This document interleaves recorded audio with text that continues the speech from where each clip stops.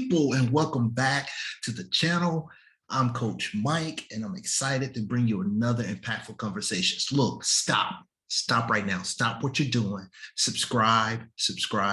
You've been here before. If you haven't, you're going to enjoy it. Subscribe, bringing you more interviews, content, motivation, inspiration. You know what it is. So subscribe. Thank you to all the subscribers. Like, share, comment. Let me know. Let me know what you think about this interview. It's going to be dope. Another impactful conversation. So thank you. This is brought to you by PNZ Life Coaching, baby. Impactful conversations. I started this because I wanted to have those chats with people who has made an impact in their lives or making an impact in the lives of everybody across the community. And I am so excited. I got my tea ready because this is going to be a good one. You all have heard me say many times on my interviews, whether it's Black Business Booming or just different things that I do about Convoz. This is another person I've connected with probably coming up on 2 years now on the Convoz app, and just the energy, the vibrations, just that flow. It's certain people that come in your life and it's like, okay, yeah, I don't know when, but we're going to circle back around. We're going to do some stuff. So sis, thank you so much for this. I know it's going down. I'm excited. Listen, without further ado, let everybody know who you are. Tell them your name, where you're from, whatever you want to let them know before we jump into it. Gang. Well, first off, thank you for having me. I'm excited about this. And yeah, it's been a long time in the making with this one. But my name is Aysha Coach Bellamy. I'm a coach too, y'all, but I'm a different kind of coach, all right? I'm realizing that I specialize better with business coaching and focusing just on that business, but it's with my flair and my zest and my energy. So I'm not your average business coach by far. And I do a whole slew of things from production. I have several clients that I work with, and I either coach or manage certain aspects of their businesses. But my favorite thing is really just sharing information, sharing my journey with people as much as possible so that they can stop doubting themselves. And that's my favorite thing to do. But you guys can, we're going to get to the part where you can check me out on the Instagrams and all of that kind of places and stuff. But I'm really excited about this conversation for real. And what rabbit hole we going to go there. Oh man, talk about it. Listen, it's just amazing to connect with people, especially other coaches. I've been on a few podcasts here recently, just in the last couple of weeks, of some coaches I connected with through my certifying body. And it's amazing because you hear different things, and it's one of those thoughts that you get, well, Mike, why would you highlight another coach or this and that? It's enough out here for us all to win, man. So when I hear stuff like that, it lets me know where the thinking is of that person, right? So we're going to make sure we put all the information and description of how you can connect with Coach Bellamy. Just amazing. So yeah, you talk about rabbit hole. Let's jump into it. Listen, so, here's one of those things for me.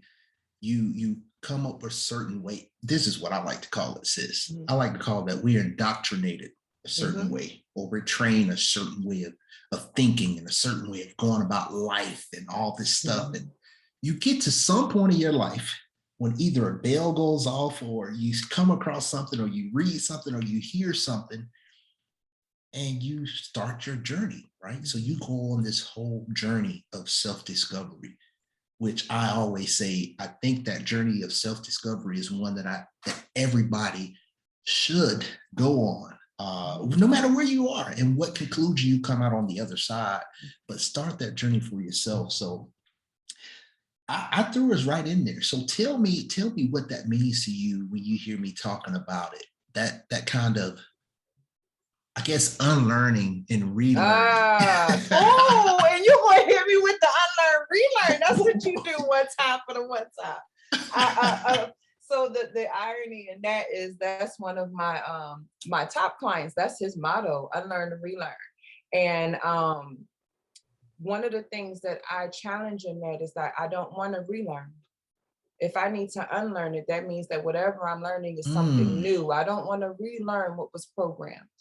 I don't even want to reconstruct it in the ways. And a lot of times I think we overlook how children are on self-discovery. Let's go there, right? Like when you talk about the self-discovery journey, what happens is we hit this certain stage in young adulthood going into adulthood where we think we know who we are and that we will always be that person. And so when we get to this place where we're discovering ourselves, right? We forget that no, we started that journey when we were children.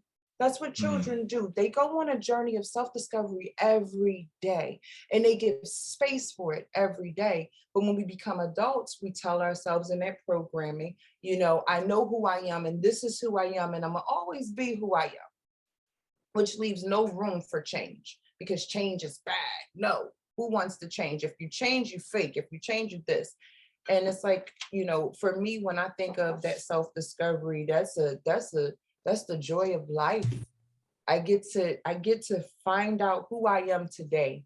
Because who I am today may be different than who I was yesterday. Something may have happened. Like I am a firm believer like you that you have these moments in life. I'm one of those people where a lot of my moments happen to be very tragic. And so they had to push me. But you don't always need that. You don't even always need to have someone say something inspirational. Sometimes you just need to watch the little people around you and see how much they go and explore and be yeah. inspired from there. Right. But then, you know, that's when people will, it's not that, it ain't that easy. And it's like, no, none of this stuff is easy, but it is simple. But that's where my brain goes when I think of self-discovery. When for me, when I think of like my own personal journey, there have been so many moments that I overlooked where I thought I didn't know myself because you feel lost, right? And then the lost was me finding me. So like that was Mm, a journey. Like right. you gotta get lost sometimes. Ooh, sis got her tea. It's about to go down. Listen, on that note, let me just put this in here that we had a little conversation pre-recording. And Mhm. as I told you, impactful conversations, one way that I believe that we can make it impactful is I tell people to present your authentic and unapologetic self. Mhm. Because when you do that, the people who need your message, that needs your light, they're going to attract to it. And so, listen, let me just tell y'all now. I don't know where and how this conversation will be. If you have sensitive ears, kids, I don't know. This may not be the one for you, but we're gonna go there. I told my sis, I said, listen, I want you to be you. That's what I want to hear. That's what I connect with. So yeah, so that journey, that journey Mhm. of self-discovery, like talk to me a little bit about like what your upbringing was or what I guess got you to that point before the I guess light bulb moment where you start to pay attention more or you start to question things. So that's kind of layered, right? Because I'm a child who grew up with so much trauma that I probably had PTSD before 10 and was never diagnosed properly. Mm, Um, so I had light bulb moments. The first time I remember like seriously having a light bulb moment on okay, self-discovery, what can I do? Who am I? I was 5 and there was a house fire. mm, And I had a moment where I'm 5, no, oh, like yeah, literally, I was 5 or 6 years old, no older than 6. And there was this house fire, and as far as I remembered, I was asleep, and we wake up, and I'm outside of our house in this crazy massive fire, and I was in this beautiful dream at the moment, at the time of the fire. And I always would share that dream, and then I stopped sharing that dream because people was like, "Yeah, that didn't really happen." But promise I'm going somewhere. When I'm 5 years old, I'm watching my mom getting ready to jump this fence as she's pregnant to go save someone who's in the house from burning. And that scared me, right? Of course, I'm a little kid. But then I turned around and the younger kids were next to me. And because all the adults were trying to help with this fire, but there's these young babies I understand I was only 5, but they were scared. So I'm like, let's go in the house, you guys. Come on, let's go in the house. And we went in the house and I put on Care Bears. And, it took until these adult years to realize that that was an aha moment. That was a moment where I could have just went in and stayed in the kid mode, which most people would have, right? But by that point in my life, I had experienced so many traumas that I was very mature. So I am the oldest of 10. My mother had 7 children, 6 of them are living. My father gave birth, or, he had 4 girls, and I'm the oldest on both sides. And my parents only had me. So I had a very unorthodox upbringing that forced me to mature early, forced me to problem solve in most situations where even now, still to this day, there's adults that when they hear certain aspects of my story and they're like, how, at what age were you able to, 1, comprehend that thing, and then 2, create a resolve? And that's why I say, like, as I went through my years of therapy and things like that, and learn how to walk backwards, not just be that child in those moments of trauma, but walk backwards with my adult knowledge now and walk with that child. I paid attention to that little girl back then. She was on her journey to self-discovery every day, just because of the challenges that she faced, right? So when you pay homage to that, again, we've all been on our journeys our entire lives. I believe that that's what our lives are, is a journey to discover who you truly can be in any moment, whether it's a positive one or a negative one. What choice do you take to impact, you know what I mean? And be impactful in that situation, regardless of what. So I have that's a layered one for me. When we do, that's a layered one for me. But I'll tell you what, I'm forever grateful. I would not change even the ugliest of the ugliest moments. If this right now, where I am today and who I am today, would always be the outcome, I wouldn't change it. I wouldn't change a minute of it. I love that. When you were talking, 2 things just came to mind. Excuse me. 2 things come to mind that my mentor says. One is, nothing just happened. There are no mistakes. So it's getting to that point in your journey, right, where it's like, I appreciate that and that. We were playing right before we started it. It's just that trending sound where I look like this and I look like this. So you go back when you get to that point, right? It's like, I appreciate that and I appreciate that, because it makes you who you are. And it's now important for you to look back and say, okay, what did I learn? What do I need from that? And then the second thing that my mentor says, and that he teaches with new coaches and stuff. And when people ask you, okay, how long you been coaching? And people say, hey, well, a couple of months, couple of years. No, the answer is all your life. Yep. All your life, because you've been living. And so now certification or the credentials, that may be a time frame, but how long I've been doing this? All my life. So when you said that, it just took me right to that point.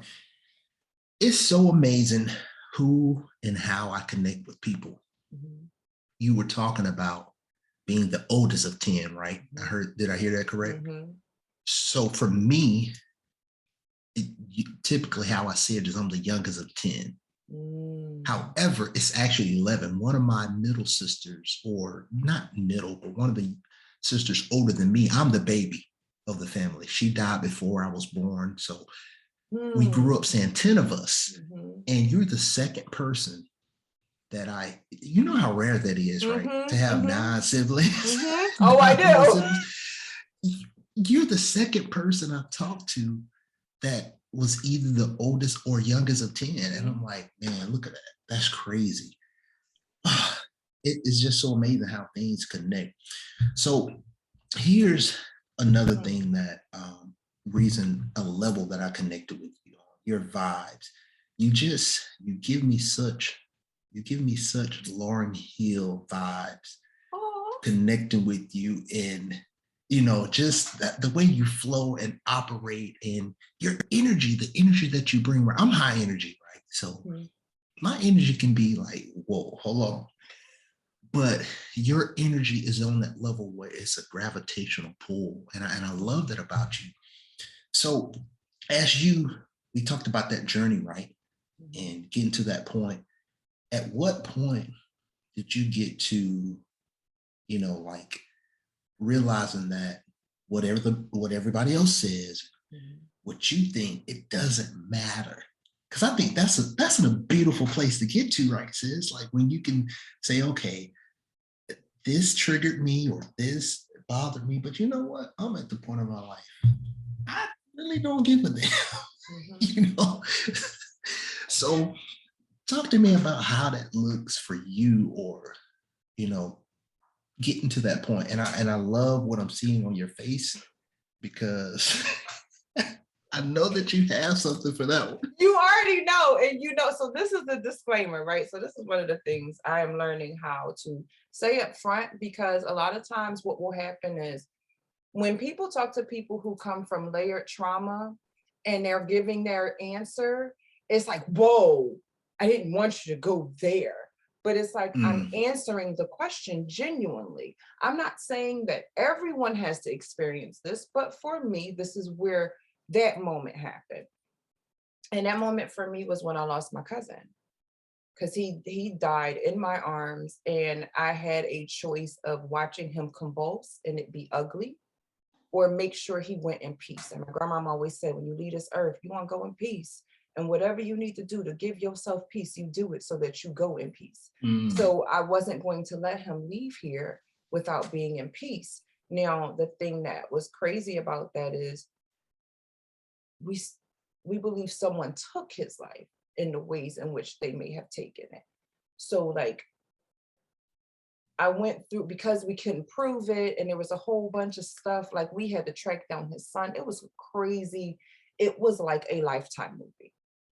For those who remember Lifetime movies, that moment in my life and with my family, it was like a Lifetime movie, everything we experienced. And with knowing what my intuition felt, knowing the things that I knew I could prove, if you just gave me space to show you, let me show you, but not having anyone from police or anybody listening, it helped me get to the point of, it doesn't matter. None of this matters, right? And we were able to finally get his son back safely. We moved in obedience. Like, it helped me move in obedience of following my instincts, following where I'm led, and doing it unapologetically, right? No matter what.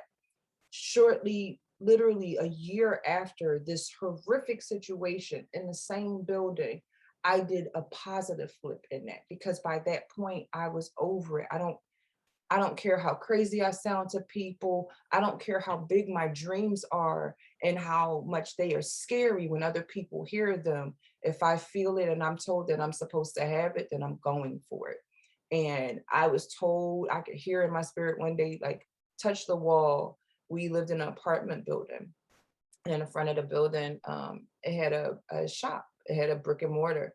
And I was told to touch this wall every day. And I knew I looked crazy, but I touched the wall every day, taking our kids to school.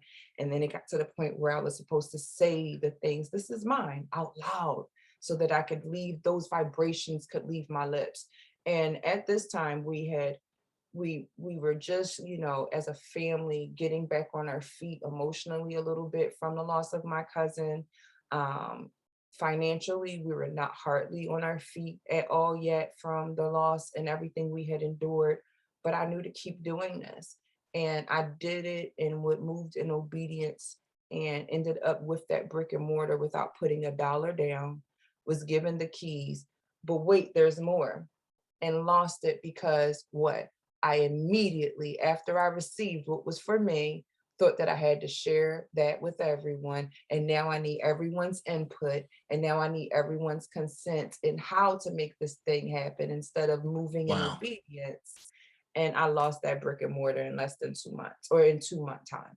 But I'm grateful even for that experience, because it showed me in real time that, like, no, what other people say, it doesn't matter, actually. It's supposed to trigger you. Now, that's the thing. Take the triggers and spiral up with them. you know, like, and we know what it looks like to be triggered because that trigger hit a trauma, it hit a wound, and that wound still hurts. And we know what it's like to go down in that. I have gotten to the place where I challenge people to stay in it and push up, push it up, spiral that thing up and see what happens. See what you bring in that energy, because those triggers are to remind us of the armor we bear, right? Like, yes, you have that wound, but the injury happened already. This is old, and that's okay. It's to remind you of how far you've come, so you know you can keep going. And and in those, what some people would say, the such tragedy, I have been able to make sure that I find beauty in tragedy. Like, nothing, no matter how ugly, is ever in vain. So if it's not in vain, I got to look at the whole scope of it.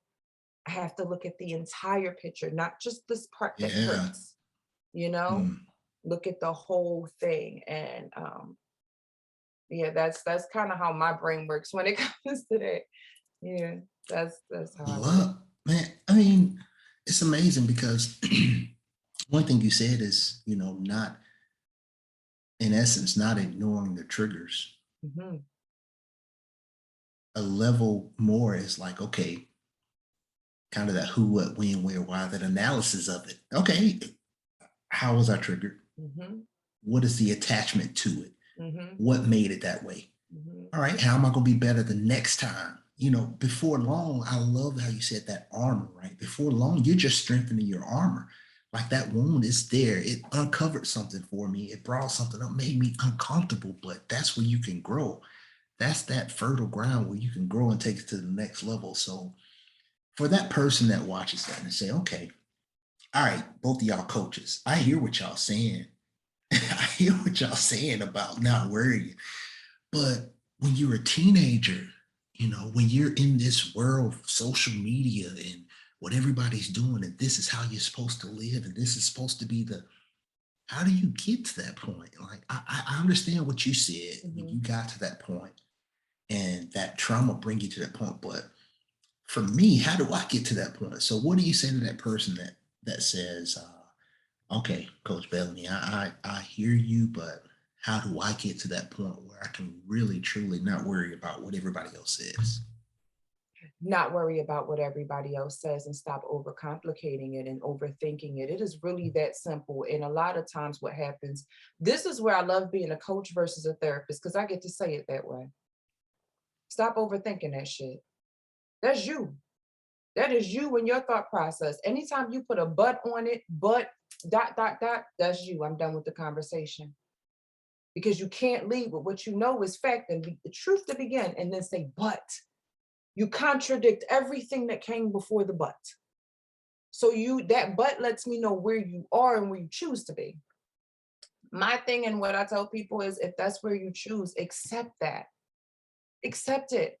Be real with Right. yourself on that's where you are. And I have clients where I've watched in, because it's a thin line with this, right? Because I have been coaching all my life, and I've been in therapy for a long, long time.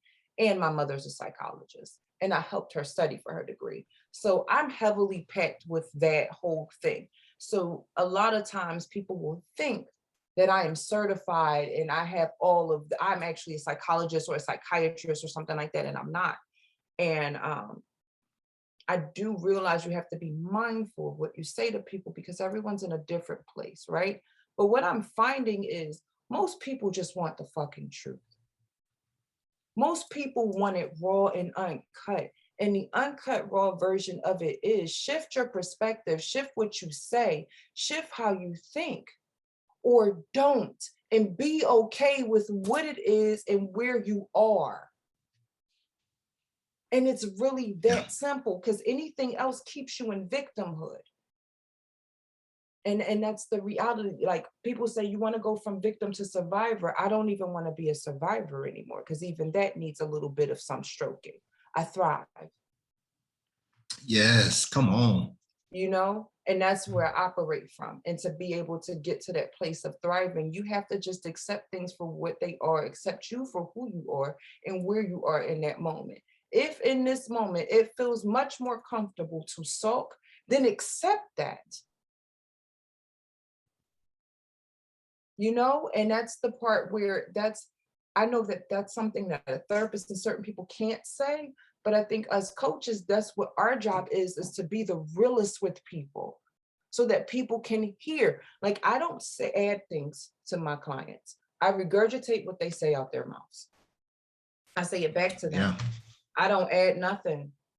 I'm going, oh, what you just said was A, B, C, X, Y, Z. And they're like, no, no, no, I don't mean it like that. But that's what you said. Mm. So say it how Yeah. you mean it. Because you casting a spell here and you don't even realize what you're doing. Ooh, come on now. You listen. You know, one of my friends, we used to do almost probably weekly or bi-weekly conversations. And I was telling him, he was like, Mike, do it. I gotta get me like a soundboard. Because there are times when I need my horns. Boom, boom, boom, boom, boom, boom. That was that moment. Hey, man, shift happens. Shift happens. That I often say that with the training coaches when they're doing the certificate, as I've been shadowing now, and I'm a facilitator in training. And when they ask me questions, two things I always go back to. Slow down, you're okay. Slow down, you're okay. And number two, there's power in the mirror. And this is personal life or coaching, right? Yes. Personal life. Like that mirror, I did a speaker's presentation. I said many people are afraid to speak to a crowd because they're afraid to speak to themselves. Talk to it. Like, can you look in that mirror and just talk to yourself? Like, boom, boom, boom. How long is it before you get uncomfortable? And then why is that? But then as coaching, that reflective listening, what you talked about, power in the mirror. When you say something back to me that I just said, it's like, wait, Coach Bellamy, I said that? Oh, you know what? I didn't even mean that. That's not the word I was looking for. Okay, now let's talk about it. So that's a skill, right? That's a skill to get to that point. Now, how can we get to that point, right? That's the next step of doing it for ourselves on a daily, and we're catching that stuff. I actually did. So you know me, you know me and you're getting to know me. I do these experiments with myself. So over 10 years ago, I was hurt in Afghanistan and I came back home with a bunch of injuries. I used to have a wheelchair. I used to walk with canes. I was almost 300 pounds from 32 pills a day that I took. It was a crazy journey. But in that journey, what I started doing was experiments with myself because I let the people experiment on me with medications and things like that. And I suffered from some really severe side effects. Still, that affect me to this day. And so what I started doing was doing experiments with myself for my healing. And when last year happened during the pandemic, right, a lot of everybody ended up with PTSD. So let's start there. Everyone in the entire world, it stopped. The world stopped. Do you understand? People don't get the trauma in your everyday, what you do, the way that you do it was told cease and desist.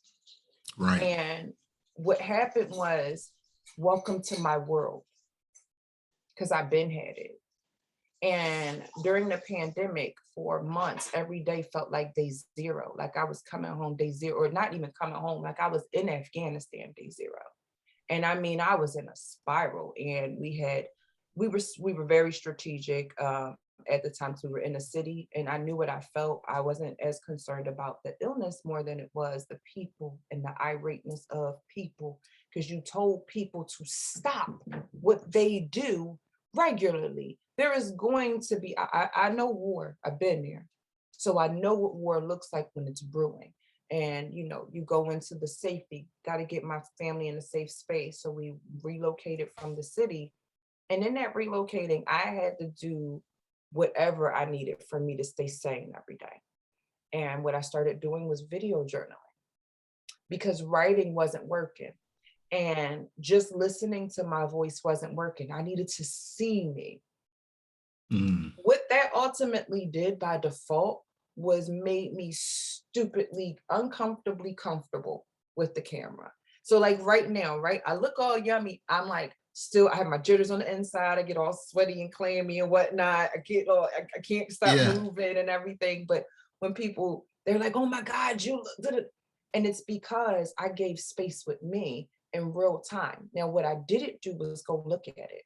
I don't need reminders of where I'm at. I know where I'm at, but I do need to it's like when you think of the things that we endure every day as a kettle, right? Or as a pot of boiling water. Sometimes all you need to do is just take the lid off so the pressure, because it's too much. So before you even get to the point where you're turning the fire down, first take the lid off. Mm. Take Take the the lid lid off. off, you know? What? And that's what I did was I took the lid off by letting the pressure out. I would go in the bathroom, I would sit, and this is another trick of it. You cannot hold the camera. Don't hold that phone because you're going to put on a show. Stop putting on a show for yourself. You want to stop putting it on for others. Sit it down and let it out. And I would sit the camera down and I would just let it out. And when two things happen, I got beautiful content right now. That if at any point in time I want to roll it out to be you, and if I ever choose, I can. I can. And there's some gems in it. I came across one. I was like, okay, I was in a place, but Right. this show, child, Right. because I be checking me. I be checking me. And what I also found was I have recorded document of me literally checking me, saying the wrong thing, but because I'm in a mirror and I'm paid. So that's the other part. I did it in a bathroom. So please hear that in a bathroom. The recording is to capture it so that when I need that reminder, I got it. But I talked in the mirror. I Mm. didn't Yeah. talk to the camera. I talked to me. So I caught me realizing what I'm saying to myself, right? I was listening to me. People say no one listens to me. You right, to include you. Ooh. What? Come on. Run that back. No one listens to me. So if no one listens to me, that includes who? That includes you. That includes yourself. Most of the times we don't listen to ourselves. That's not, because if you listen to yourself, you're being obedient to where you're led. That's listening to yourself. And majority of the people don't. They listen to whatever outside source. So again, that goes back to our original conversation. It's up to you. It starts, ends, begins everything with us. We think it's this outside fix, and it's not. It's Mm. not. The piece, and when you said that, and it's not, that right there is what I want everybody to get and to just embrace and harness that right there when you realize it ain't out there, it's right here. Here. Another thing too, going back to when you said that content, you look at it, some of it's like, you know what? That was dope. Mm-hmm. Like being your cheerleader, being your own cheerleader, man. Yeah. Like honestly, the way you would hype someone else and the way you look at this, I'm like, you know what? That's awesome. Can you do that for yourself? Mm-hmm. How do you get to that point? Like, man, you don't when you have things in your past that it's maybe have been traumatic, or there's things that you can still think about that may bring you down. How do you get to that point where it's like, man, look, I'm my biggest cheerleader? This space is the space that you give yourself in the moment in which you give it. For example, I had a time where, and this was the more recent one, was earlier this year. I was getting hit with work and I was in an uncomfortable position with it. Not from anything bad though, right? Because a lot of times we hear uncomfortable, we think it's all bad. No, I was actually Mm. given heavier responsibility, and it was more, and it would come with some good perks. And I'm like, oh my goodness. Looking at the same time, I got people coming at my neck because people become jealous quickly, and that triggers because I was a person who grew up, I didn't grow up hearing, Aisha's brilliant, she's smart, she's this, she's that. I was pretty. That was it. You're so pretty, you're going to be a model. Oh my God. You don't need to think about anything else, just model, just be cute. And people don't understand how limiting, how much that plays on those beliefs and how much that limits what you think you can do. And my bad, I do that sometimes. I'll forget where I'm going. So that's another thing that people don't. I speak my truth all the time. Because you got a lot of stuff in there churning. That's what I tell people, man. When you got so much in there churning. Listen, and I'm trying, because I be keeping up with my own thoughts. Like, where was I at? Right.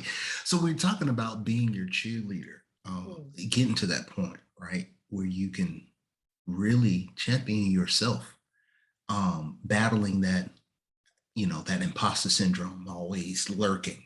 Like, man, you know what? Despite all the dopeness I've done and accomplished, am I supposed to be here? Do I deserve it? Do I belong? That part, yeah. What? And you get there by giving yourself space in that moment is where I was getting to. So a lot of times people will say, well, this isn't the right time or place for if something triggers and I need to cry, or something triggers and I'm angry and I need to go for a walk. This isn't the time and the place for it. But if it happened in that moment and you need the space in that moment to get you to the next, give yourself space in that moment. I have sat in front of my computer bawling, crying while working on my project. Not because I got to push through, but because I'm a bawl and cry regardless of what. But my brain is still working and I'm actually excited about what I'm doing, and me bawling and crying actually has nothing to do with what I'm doing in this moment. So I'm capable of bawl and cry, oh my God, because this is important, and still get it done. And what I created was some really dope work on the other side. And that for me is those spiral ups. We say that healing has a time and a place, and that's actually the opposite. It's always a time and place for healing, because healing is love, right? So that means that there should always be time for it, but we don't make time for it. We put it in these little bubbles and we say that, well, I'm vulnerable when I'm with this person. I'm vulnerable when I'm with that person, or this is my group of people to love. No, you can give yourself space in real time and be patient. That's the other thing. Please be patient with yourself. Like, if you have 15 years worth of trauma, you're going to need about 15 years to understand, not get over, because there's no such thing. You can work through to have an understanding of it. But you're going to need about 15 years to understand why you endured what it is that you endured. And you're going to need another 15 years to really be able to pay attention to the armor that you've built up. So you need time. If it took time to get to a place, it's going to take you time to come out of it. But we're impatient. Everything is instant, right? Like, I went to coaching. I'm good now. I did a therapy session. I'm cured. I'm good. Therapy didn't work. I did 2 sessions and it didn't work. They didn't help me. Man. Wow. Yes, that part.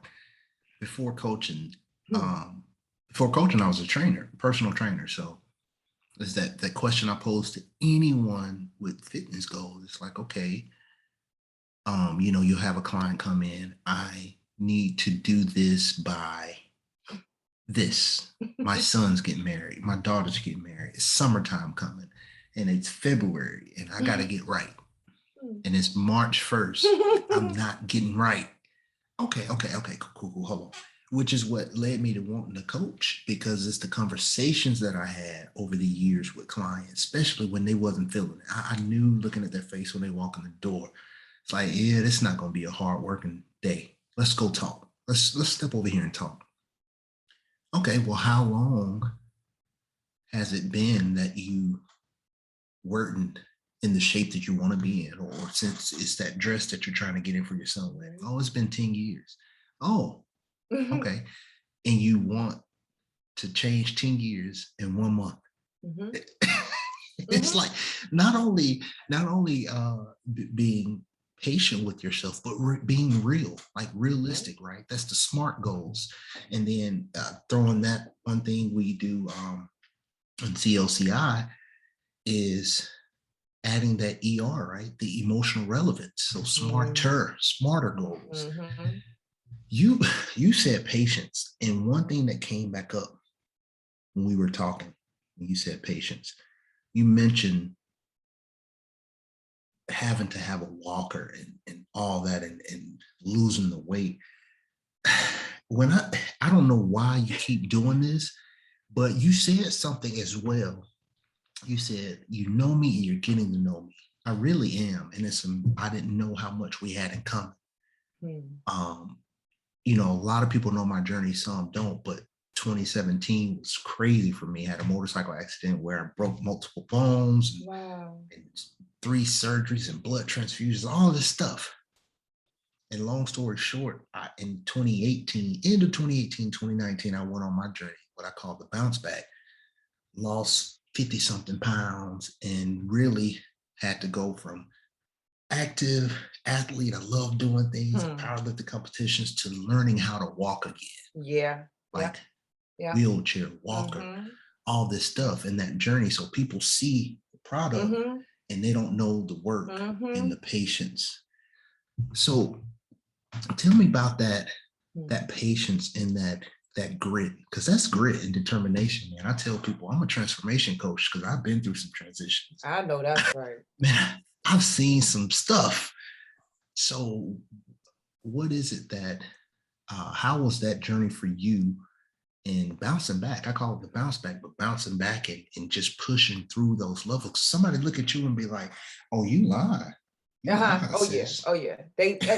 So this is the part where people who knew me in high school, they don't know about, not everybody knew about that time frame, because in high school this was Aysha. I'm actually, if you ask me, I'm way more fit than I was ever in my life. Like, this is the healthiest I know this vessel has ever been. It's clean. It's here for the shits. I love it, but that pushback came because of the support system I had, right? Like, I'm gonna be Mm, real. Because I was in a dark hole. I went from, like you, so these are the things we're gonna find out we have in common. Seductive riders. I used to ride state twos down, you know what I'm saying? You already know. yeah. Hinesville, Georgia. So I rode motorcycles, I was active. I was supposed to go to jump school when I was in basic training at AIT. I was going to go be 82nd Airborne and jump out of these Wow. planes. And in doing that as a cook, like, my job in the military was to cook. That was it. But I was always here for the shits in ways that most people couldn't even imagine. I came in the military with no rank. I was a fuzzy, and I made my E4 in 19 months. So people who are military savvy and understand that, they go, really? And I'm like, yes. And I had my E2 removed from me on some, not removed from me, but someone kind of hit on me, and I had turned him down. And so he didn't allow me to make my rank. And so, for me, it's like, okay, challenge me. That's all I know is challenge. You challenge me, you Yeah. challenge the right one. And I made my E4 with a P2 profile, which meant I had injuries because I got hurt when I was in, my original injury happened at AIT. And that's why I didn't go to jump school. And it's the things, again, when we obedient to ourselves, that was the universe telling me, hey, be eager, but I don't need you eager here. And she sat me down, like, for real. But she didn't sit me all the way down until I came back from Afghanistan. And when I came home, we found out I had a tumor in my hip. And it scared so many people at first because we weren't sure if it was benign or malignant.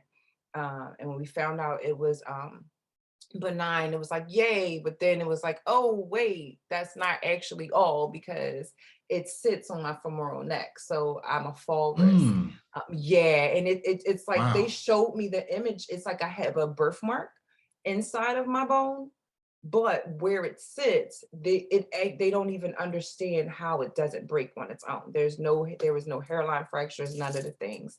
um it was I was in I had My life had got turned upside down so quick, and I came back from war. right? And I came back before the rest of my battles. When you come back medevac, you kind of just come back regular. And so it makes you feel like oddly icky that nobody talks about. Like you come back damaged goods and you don't even come back to your unit. You transition to warrior transition unit, and it's the broke people's unit, right? Like, so you're not with people you went through basic training in AIT with, you're with a whole new group of people, and all of you have a problem in a sense. And they're trying to figure out if you're damaged enough goods to stay in or get out. So when I got out and I was, for me, at one of my lowest, like my family, my children and my husband, they were in my ear, they were on my ass. Um, my husband was that person where, you know, that man loves me so much where he doesn't care. He's gonna go to the moon and back. And he went down these rabbit holes with nutrition and our vessels and healthy eating and eating clean. And it just opened up rabbit holes for me. And then, you know, my children would push me when it came to, I was heavily involved with MLM and network marketing, like since 2004. That's my shit. I'm an entrepreneur spirit all the way through and through. And I was with a company and my daughter would push me to go to these events and I would be hurting. Like I went to an event one time and they had the blinky lights and stuff, and apparently I had a seizure. And we ended up having, our team had this motto after me, like it's a known motto, but it was because of what was happening at the time. I had a bad seizure, and at that time I would convulse really bad and lock up. And my husband was in the midst of unlocking me and unlocking my hands and feet and stuff like that, and it's extremely painful. All I remember from those moments is the pain. But I apparently I had said to him, he was like, "You ready?" He was getting ready to do a foot or something. He was getting ready to unlock, and I had muttered out, "Go hard or go home." And so my team, through Wow. the rest of that, the team, like that was the motto. And this was with a company we made $0 with, but those moments, like they helped me to keep going. And I Mm. continue to surround myself with people that poured into me versus take away from me. And that's a lot of the things sometimes that's uncomfortable for people. It's uncomfortable to be around the people who deplete you because they may be related to you. They may be your parents. They may be your significant others, right? They may be your friends you grew up with all your life, and that's your homie, your sis, your bro. But they deplete you in a way that is literally detrimental to your health. I had people around me that Need my just by sound effects again. listen, seriously, because I had people in my circle that just them being near me would cause me seizures instantly. And Mm. we've done case studies where I'm not around that person for a long stretch of time. And no, I did not have any seizures. But as soon as I was around that person in a short frame of time, they brought up so much stress for me, I would instantly go into one. Wow.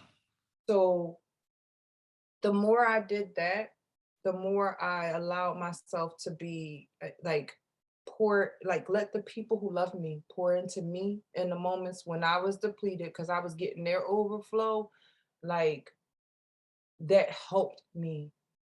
There's no way I can never let, like, just not even just let them down. There's no way I can let down this person. I would, dang it. I knew it was gonna do that. I would never let The down. I keep a background. picture. I can't stand it. I keep a picture of me and my husband um back during a time when it was ugly. And I look so pretty and I look so radiant. And oh, it's okay. You're just the big, you needed to gain weight, Isha. But nobody understood. I didn't gain weight just because I ate. I gained weight from medicine, and medicine gaining weight actually hurts your body. You physically, I was swollen but tight swollen, so my skin would split often. It was really bad. But you know I had the right group of people around me that made sure that they poured into me so that I can learn to pour in myself. And I'll be damned if I ever go backwards, right? Like, yes, there's things that I still can't do. Like I haven't driven since 2012. I'm not allowed to have a license until I'm seizure free for a year. So that means no motorcycle. That's the hardest part. I don't care about driving a car. I miss my twos. But like at the end of the day, me not being able to ride a motorcycle doesn't mean I can't get on one. Me not being able to drive a car don't mean I can't drive in one. You know, me turning and learning who I should be, who I was supposed to be from the beginning. I don't even feel like I'm missing anything because I'm making sure I pay attention to what I have, not what I Yeah. used to. And that's the hardest part when you have to relearn yourself. Like what is something you said, learning how to walk again. People, I used to have to take my shower. You know, you got the little the kit, pick stuff up for you, the shower chair, because you can't, you know, we literally couldn't even, we got moved on post because I couldn't live in a house with steps. And technically I'm still not supposed to, but I also know, I mean, I'm gonna have some stairs. I need this vessel to move. I need it to be active. So that was for me. It was the support system around me and that constant reminder that I feel like everyone needs. And in the moments when the support system couldn't give it to me, what happened was by default, they had gave me so much, even in moments where my support system might not have understood where I was or why I was doing the thing. I had gained up enough support for myself to get in the mirror, like you said, and be my Support own and coach. reserve. Come on now, I did. I had it in the tuck. Love it. Had it I in the love tuck. it.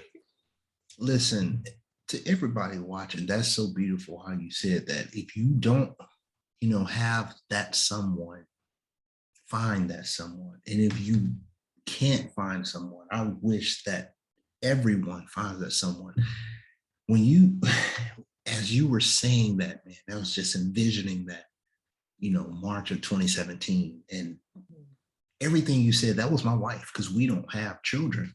At the time we had a pet, but that was my wife, like really going hard and finding that support system in helping you really get back to that place where you want to be. And that's what popped up when you said, there were times when, even when that outside came in, you almost got that support and reserve. So that's a beautiful thing when you have that support system in a circle. Something I say all the time: check your circle, check your web. Like people will say, man, well, this and that ain't happening. This is something I always say on my Black Business Booming segments. Like, I don't need anyone to tell me what Black people are or are not doing, because I know what my circle is doing. That's I right. know what my people are doing. Like, I see it. I see prosperity. I see greatness. I see some dope stuff going on. So if you don't, then maybe you're in the wrong circle. So that's it.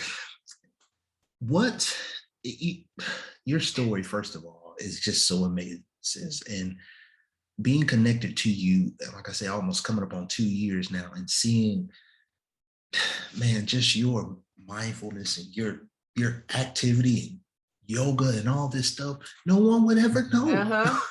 You know what I'm saying? The journey. That's the beauty in connecting with people, right? And having these conversations. It's the behind the scenes stuff that you had no idea. You think you know, but you have no idea. So what's next for Coach Bellamy? Everybody's watching like, man, this is awesome. I'm going to make sure that I put your information in the description so people can connect with you, so they can get some of this energy that I've seen and that I've experienced. So what's next for you? What's next for your journey? Well, one of the main things that's next is making sure that I do a very clear transition into business coaching, because most people know me as that more of, you come and you get the intimate side of coaching from me. We're talking just strictly your life, and helping you go through and work through some things. And what I found was, sometimes as coaches, we don't necessarily pay attention to when we may have leveled out of that certain things in aspects of coaching. And I had leveled out of it because that form of coaching is hard to put a price point on for me. And that's my truth. When I'm holding safe space for people, I don't want them to have to worry about if they can afford it or not, right? So for me, what I've done is shifted. I'm a focus on business So that way I can be able to not worry about if a person can afford me for personal, right? Yeah. And open up that lane. Um, but I'm a multifaceted woman. So, and I love production and things like that. So I just recently got accepted into film school. So I'm working on that and working on screenplays. I'm excited Congrats. to bring the Nice. things to like these stories and the thing, my personal stories, but then there's stories of people that I've met in my journey that are absolutely phenomenal and are untold. And like, as we do the things of the unlearn to learn, right? Let's shift what we watch, let's shift the stories we tell, let's shift the books that we read. And there's people out there who would need my services so that way they can begin shifting that. So I'm looking forward to when um, I am done with all of my certs and schools and things like that so that we can really get things going. And my first published book that relaunch is going to be relaunching in November. So that's like my biggest project that I'm excited to bring to fruition. Nice. Um, my first baby was phase one complete, and it was it's supposed to have been an art catalog, but it ended up being a really dope book in the way in which it was put together. And so I'm looking forward to actually giving not a memoir, but more Coach Bellamy nuggets is what I call them, and going deeper Oh, I into the like book. that. Yeah, I love it because that's the everybody like you always dropping gems and nuggets. And I'm like, okay, Coach Bellamy nuggets, gotta use them. Make sure that listen, folks, make sure you use them hashtags. If you got a thing, make sure you hashtag yourself so that you Hey, can bring you better life say into that. yourself. Seriously. You better say Um, that. so and just continuing to, I'm actually looking to do more interviews, looking to expand more so people can get to know me. I'm so used to helping people be known. I'm learning how to make sure that people know who I am. So those are I just some love of the it. things recently. And people need to know who you are. I look back at some of my interviews and some of my conversations just to see what people are doing. Because Mhm. once I connect with them, right, and I pay even more attention, right? It's like that mental algorithm, right? You're reframing it. So I see stuff, and it's just, man, like I'm just cheering for folks, man. Like, you know what? I was blessed and fortunate enough to be able to hold some space with them. You Mhm. talked about space a lot, Mhm. right, in that Mhm. journey. I'm just blessed to be able to hold space with amazing individuals like yourself that's doing some impactful things and making an impact on the world every day just by your very being. So, again, I appreciate you for that and just the connection and just diving into more of who you are, not knowing how much we had in common. It's a beautiful Mhm. thing. And it's nothing just happens, right? So, Mhm. us connecting, like, hey, listen, we gotta have one of those conversations. Yeah, let's do it, fam. I love it. And this is why. And it's Friday. Ah, it's dope. We're recording this on a Friday, starting my weekend off good. So that's what I'm talking about. I finished my tea. Fam is on this thing. It's awesome.